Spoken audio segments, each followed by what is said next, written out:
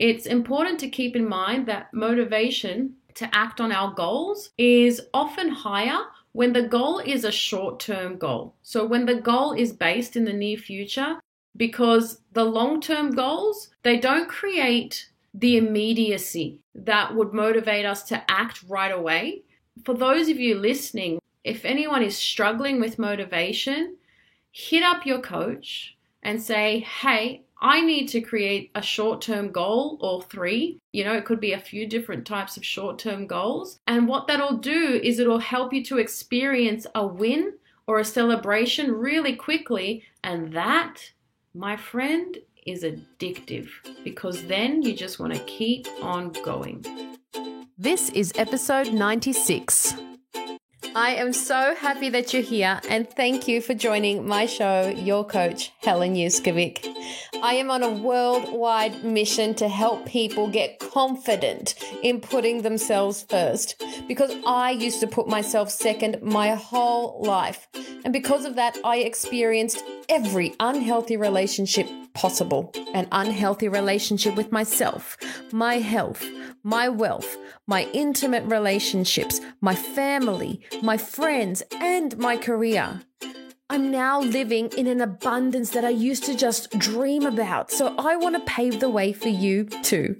It's time, guys. It's time that you live in the life of your dreams as well. So let's take a step towards that right now. P.S. Subscribe to my podcast on your app now so that you always tune in to my new episodes. Hello, hello, hello. It's so wonderful to have you back. Today's episode is a little bit different. It's a show where the tables are turned and we have my friend John interviewing me on all things mindset post-COVID when it comes to getting back into routine.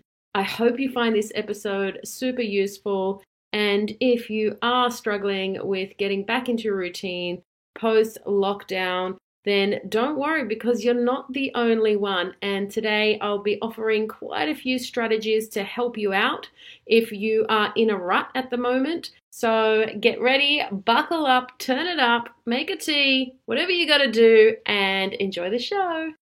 All right, welcome everyone. We are live streaming on Facebook, so I hope this is all coming through well. Today I'm joined by Helen Yuskovic, who is a mindset coach for adolescents and women. She's also an author, a master NLP coach, hypnotherapist, and speaker. Well, how long a list do you want, Helen? But obviously, yeah, when she's not holding retreats or in the middle of coaching people out of their suffering, she also hosts a self-care podcast called Your Coach, Helen Yuskovic. She's also a qualified yoga teacher, personal trainer, massage therapist, and meditation enthusiast. And some of the favourite self-care hacks are travelling, picnics, going on hikes, and watching sunrise and sunsets with her bestie. Amazing.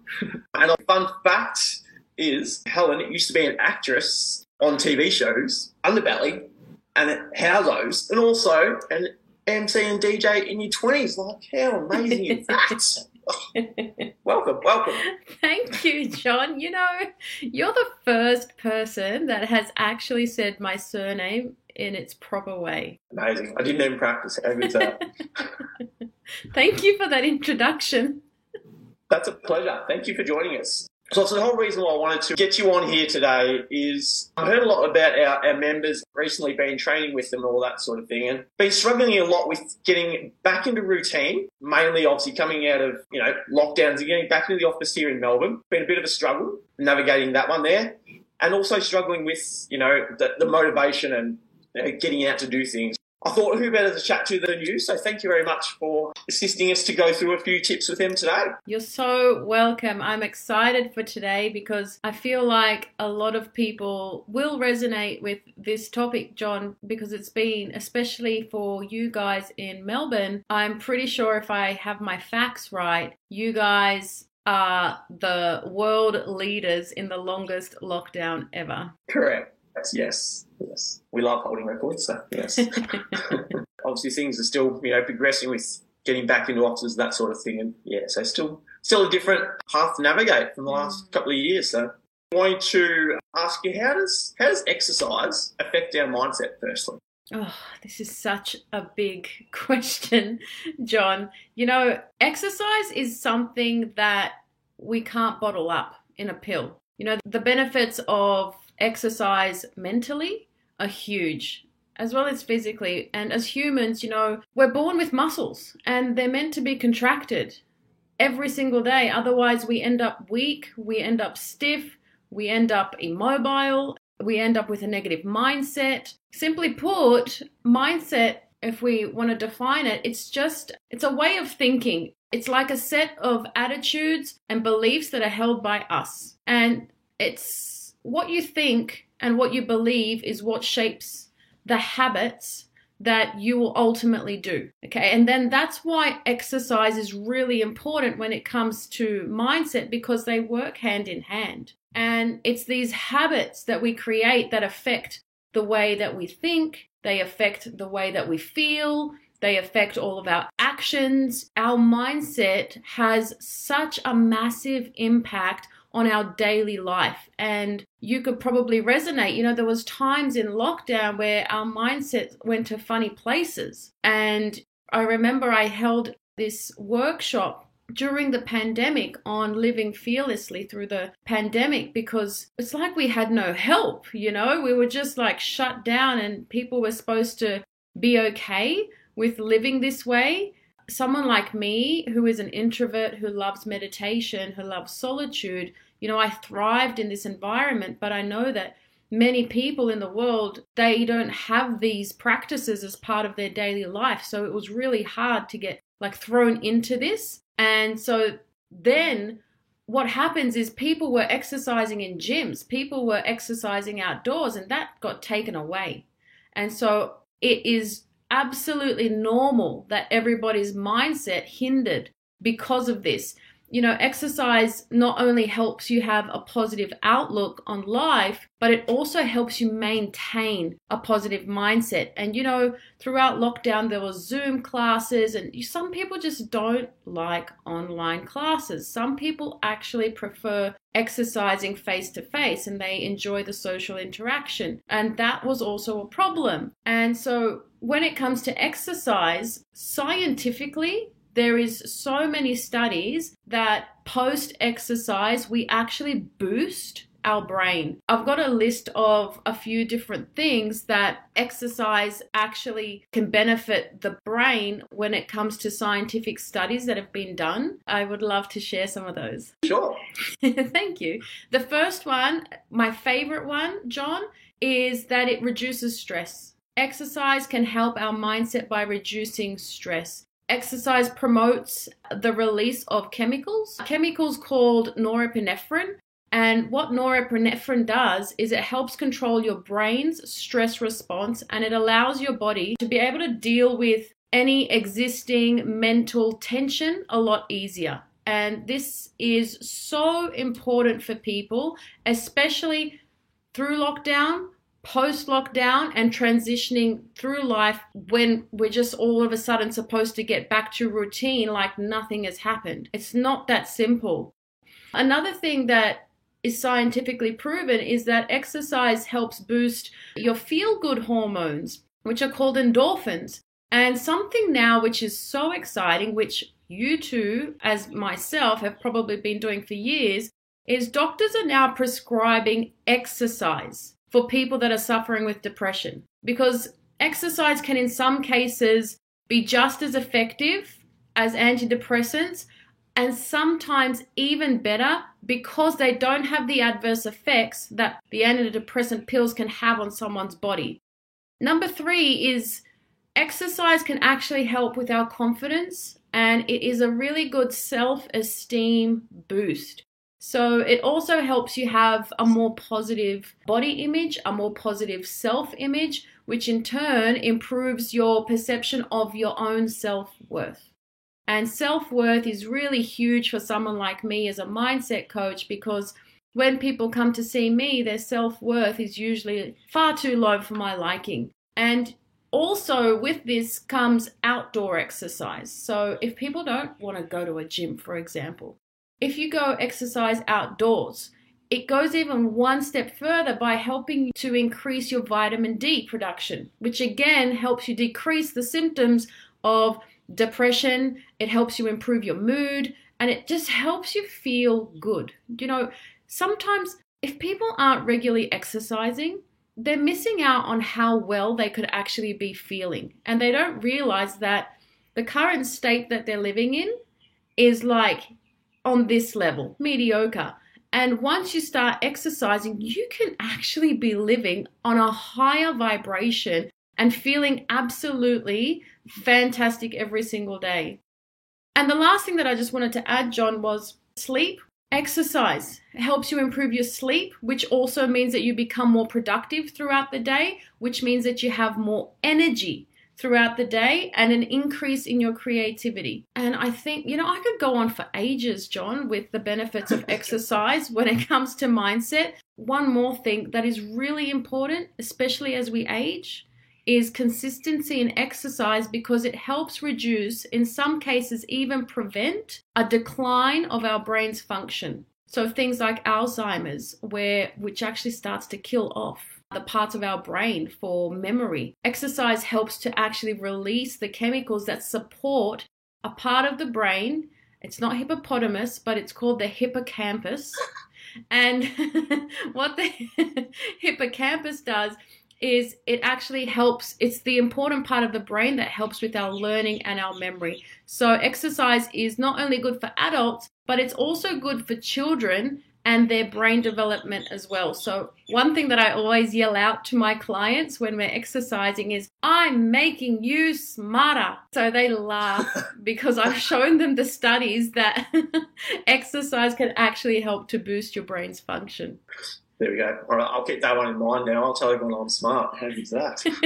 Right, and that's what you're doing. You're actually boosting. Where else can they do that, John? Yeah, that's amazing. Yeah, I love the whole fact, you just exercise for life and, everything that comes up in life, with those stresses, that brain function, everything that happens. Exercise can have that positive impact on all that. So it's a great way to, do it. Yeah, we have the best job. We're pushing people into wellness. We're helping people increase their lifespan. We're helping people stay positive, healthy, and happy. I always recommend to everybody that doesn't know what to do with their life to become a personal trainer. Now, how do we establish, a routine or get around those big changes in our routine? For example, obviously, getting back into the office now after, such a hiatus out of it, that big shift, Rebuilding routine, that's the question, right? How do you do that? And you do that by mastering a couple of things that I find really, really important. One is flexibility, not yoga styles, but flexibility when it comes to your approach. And two, self-discipline. So we'll break it down a little bit. With flexibility, it's about being flexible with yourself and with other people. So it's really important to accept that things will be different and in transition. So things might be in transition for a while to come. We don't know, because people are still out of routine. And it's really important to be present and to have compassion. So coming from a mindset of, what can I do right now to help myself? What can I do right now to help my loved ones? What can I do right now to help my colleagues or my friends? And it's really important to have more compassion, especially with yourself. Be kinder to yourself and more patient with yourself and others, especially if things don't work out immediately. I feel like people are sometimes too quick to judge something, especially when it comes to exercise and getting back into routine. If something's not working for you, it's okay. Just be kinder, go slower, and maybe try a different approach. If before you used to train at nighttime and it's just not happening for you and you want to try something new, try a lunchtime class. Try something exercising in the morning. Just trying different things and understanding that it's okay to change and to be flexible in your approach when it comes to things, especially if you're not where you used to be. And that's what I find that people are having problems with. It's like women that have had babies, they want to go back to their pre-baby weight. It's like people want to go back to who they were pre-COVID. And you've got to let that go. And now it's post-COVID, so now what's your new routine? And be flexible when it comes to that. When it comes to self-discipline, it's really important to communicate your needs to your employer, for example, or if you are an employer, to listen to your staff and just to understand what's going on mentally for yourself and for them. Rebuilding your self-discipline around your routine. So when it comes to nutrition, when it comes to exercise, when it comes to self-care, and really just starting to take, those baby steps and starting to rebuild your new routine and letting go of what once was. Eating nutritious foods regularly. This is really important when it comes to self-discipline, because a lot of people put on weight in the lockdown period, and a lot of people still have that excess weight. And again, it goes back to being compassionate with yourself and kinder to yourself and understanding we went through something. We went through something together. You're not alone. We all had that problem. I'm pretty sure I put on weight as well. But just getting back to daily movement, even if you have to start slow. If you're lucky enough to train with John, John can have some awesome strategies for you into how to incorporate daily movement, even if you haven't come back yet from the lockdown era. Just reaching out to a coach and saying, hey, this is where I'm at right now. I need help. I want to start to move forward. Something else that's really important when it comes to self-discipline is consistently getting 7 to 8 hours of sleep, no matter what. I mean, this can be a whole other live show, John, but I'll just leave it at that. You must make it a priority, whatever you've got to do to get good quality sleep. A few tips I got out of that one. Take those baby steps. Yeah, it's a marathon. It's not a race. You don't have to sprint where, you have so much life ahead of you. Relax. We can start to rebuild things. Having someone there to help you along the way makes life a lot easier. So much better. Part of the reason I became a group trainer is because of that. It's so much better when you have people around you that are like-minded and supportive and help hold you accountable. And that's what you provide, which is what I love about your business. Definitely. Does it all mainly come down to our purpose and our priorities? What importance do they have towards us re-establishing our routines? Pre-COVID, yes. Post-COVID, it's a little bit different because priorities have changed. Everything's changed. People's mindsets have just changed completely. And it's really important just to gently reintroduce positive habits around diet, around exercise, around sleep, and around mental health. It's really important to prioritize self-care now. That's what's going to get you back to a routine, and that's what's going to get you back feeling stronger mentally than ever, and continue to do the things that light you up. So throughout lockdown, we created new hobbies. We started doing different things. So do the things that put you in a good mood. If you started up a hobby, keep doing that. If you started up going for walks when we were allowed to walk again, then keep up those walks. And something to do when you're going back to work or when you're going back to the gym, for example, is to celebrate reconnecting with people. To celebrate that, because we missed it for so long. There were some beautiful gifts, that we got from lockdown. It taught you to go inwards a little bit more and to delve a little bit deeper into who you are and what makes you tick and all of those sorts of things. But now we're able to connect again. And just even those small things, John, like going to the local coffee shop. Melbourne, I'm pretty sure, is the city of the snobbiest coffee drinkers ever. And just going to a local coffee shop like you used to do, celebrate that, because we missed out on the little things that really helped us feel like we had a routine. So that's what I mean by just gently starting those beautiful habits again and those beautiful little things that you used to do to start to get back in routine. And just take time to say, if you go to the gym and someone's there, have a conversation again and start to remember, you know what? I love training because I love the social aspect. I love being around like-minded people. I love the buzz that I get. And the same thing as when you go back to work, in the office, some people are still just half at home, half in the office.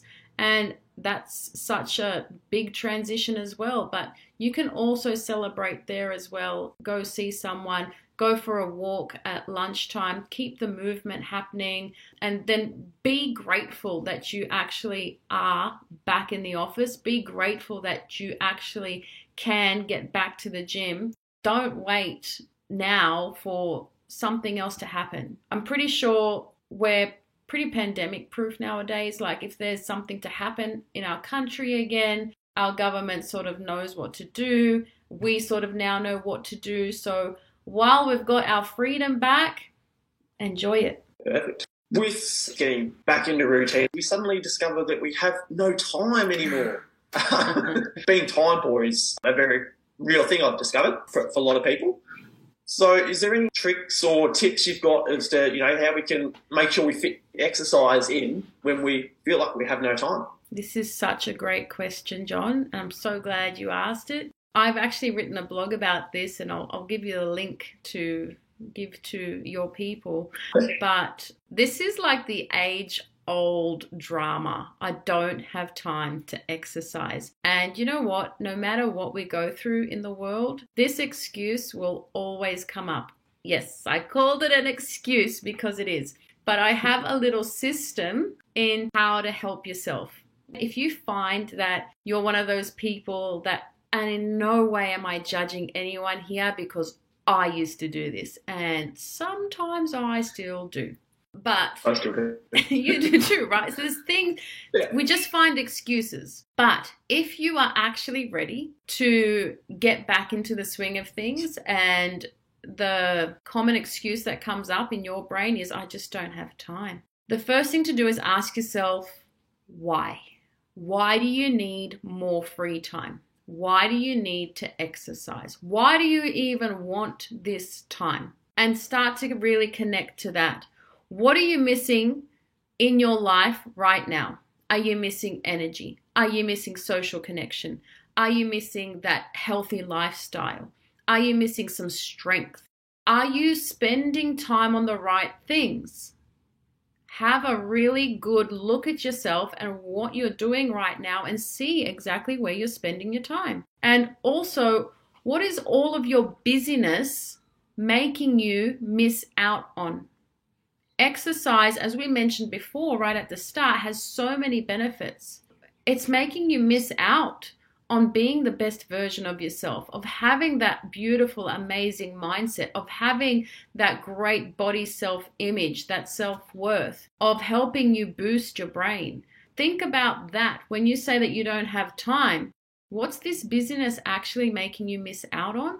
And also, what do you do with your time? When an exercise class was 30 minutes, no more than an hour, what are you doing with your time that you can't invest such a small percentage of your day, 4%? That's the very first thing to go through, okay, when you always say, I don't have time. And then the second thing to do is to find your ritual. So this is really important, and this is something that we should all do every single day, and is take time out for you every single day, whether it's just 2 minutes, whether it's an hour. And this includes exercise. This includes maybe meditation or reading or having a power nap or stretching or going for a walk or creating your to-do list or your success list, as I like to call it, for the day. I encourage everybody to find a time in the day where they can actually start to create their very own ritual. Whatever it is, start with one. If you are just not getting anywhere, just start with one. And then number 3 is finding your routine. Okay, so we've asked ourselves the question, why do we even need time? We've figured out a ritual. And then it's time to find your routine, whatever that looks like. With no structure or organization in your life, we become distracted, we procrastinate, we find excuses, and we become busy with the things that don't really mean much to our purpose or our goals. And this is such a huge one for me. And what happens when you don't have routine is it can trigger things like anxiety, it can trigger things like depression, it can trigger stress, and it can trigger overthinking. So nothing good comes when you are out of routine. And then number 4 is delegate.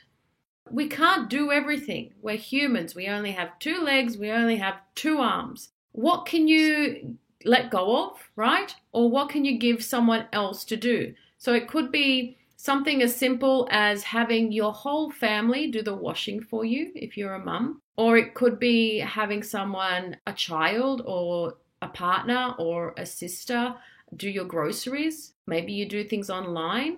Or you could even just maybe hire a cleaner or hire someone to mow your lawn if you find that you are really running out of time. There's a book, it's called The 4-Hour Workweek. And this book is so amazing in that it just teaches you to delegate the things that you don't have time for or that aren't moving you forward in life. Also, number 5 is tech-free time. So try to find some time in your day to be away from your phone. And the best place for me is when I exercise. So I am literally, my phone is away from me for 45 minutes to an hour. I love that time. You're not distracted and you don't have all of this stuff going on. You're not waiting for a notification or clicking on a screen. And then number 6 is to think more positively. When you catch yourself saying something negative like, I'm too busy to work out, rephrase that thought with something empowering like, I choose to make myself a priority. So the minute you say something negative, what I teach in like my coaching programs is a positivity shift, is switch that really quickly to something more empowering and something more positive for you. And when in doubt, go back to step number 1 and then reconnect with the reason why you need more time in the first place. I hope that answers your question. Yeah, totally. Wow, 6 awesome tips there. Thank you. That was awesome. Now, since we love all the big topics, let's move on to motivation, because obviously a lot of us struggle with motivation. No one's immune from that one. What factor does motivation have in us setting up those routines, discovering our time, all those sorts of things? Motivation.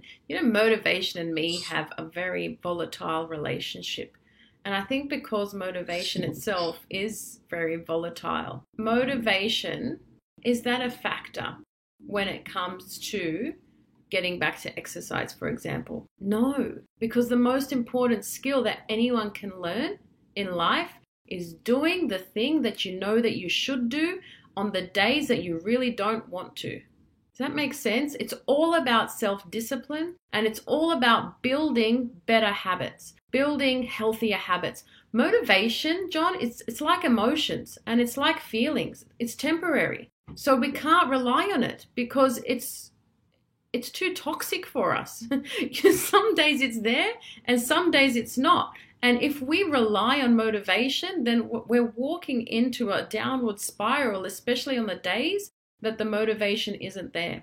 And so if we wait to feel good, or if we wait to feel motivated to do the things that we want to do, then we can potentially get nowhere fast. Yeah, definitely. Do you have any tips or anything on how we can help to change that motivation level? Because as I said, they fluctuate so much. Yes, I sure do. I'm like the tip queen. So when it comes to coaching my clients, for example, I always have strategies and tools around that. And motivation is huge when it comes to your well-being and your wellness. And so let's break it down again. What is the definition of motivation? Have a think about it. For anyone listening, what's the definition of motivation? Simply put, it just comes down to wanting. We want a change. We want a change in behavior, or we want a change in our thoughts, or we want a change in our feelings, self-concept. We want to change in our environment. We want to change in our relationships. It really comes down to a want. So There's this quote, and it makes me laugh, and I've written it down here today. People often say that motivation doesn't last. Well, neither does bathing. That's why we recommend it daily. So the essence of motivation, right, is energized. And it's persistent, goal-directed behavior. So that's the essence of motivation. When we're motivated, we move and we take action, right? There are good days. So we want that movement and we want to take action, but then what about on the days that we aren't motivated? It's really important to help yourself by creating self-supporting habits instead of self-sabotaging habits. So if you're one of those people that waits for motivation and you have that busyness excuse, I don't have time, this is the self-sabotage habit. Because motivation, I'm telling you guys, it's not enough. It's just not enough. And let's use exercise as an example, since you're an amazing trainer. Someone might have a goal, right, to lose 5 kilos. The motivation, right, the want, is the goal. The goal is that to lose that 5 kilos. But if that person wakes up one morning and it's freezing like today, maybe it's raining and it's freezing, the excuse will override the motivation. It's too cold. I'm just going to stay in bed. I'm going to train tomorrow. Okay, and there's a wasted opportunity just because you didn't have the motivation to go. So the want disappears, right? Because the seduction of self-sabotage is just too desirable to resist. And this is why I encourage people to stop waiting for motivation, John. It's too volatile. We can't rely on it anymore. And having said that, it's important to keep in mind that motivation to act on our goals is often higher when the goal is a short-term goal. So when the goal is based in the near future, because the long-term goals, they don't create the immediacy that would motivate us to act right away. For those of you listening, if anyone is struggling with motivation, hit up your coach and say, hey, I need to create a short-term goal or 3. It could be a few different types of short-term goals. And what that'll do is it'll help you to experience a win or a celebration really quickly. And that, my friend, is addictive, because then you just want to keep on going. Yeah, definitely. Start to build up that momentum, tick off that one thing. Obviously, we all love achieving success. So even if it's something small, you just want to keep getting that and driving towards. That's amazing. Yeah. Totally. You're amazing. No, that's some really awesome tips. I really appreciate all this. Helen, obviously, we've covered off how to get into our routine, the effects of exercise over our mindset and how that all helps with our life, day to day and into the future.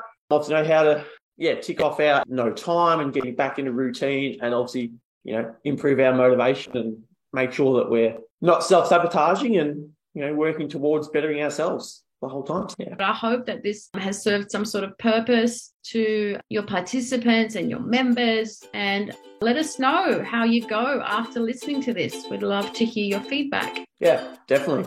Thank you very much for your time today, Helen. Really appreciate it. No problem. Thanks for having me. Thank you.